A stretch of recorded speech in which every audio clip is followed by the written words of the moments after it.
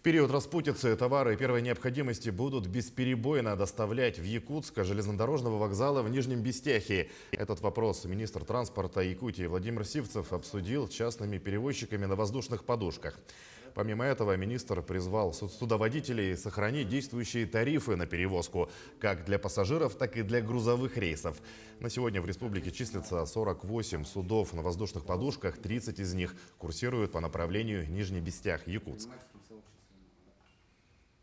Сегодня на встрече мы собрали основных перевозчиков, и перевозчики сегодня в рамках консолидации в целом и поддержки нашего населения, поддержки страны, президента и нашей армии, сегодня, конечно, безусловно, все согласились сохранить действующие тарифы и, соответственно, обеспечить в первоочередном порядке перевозку социально значимых товаров и грузов.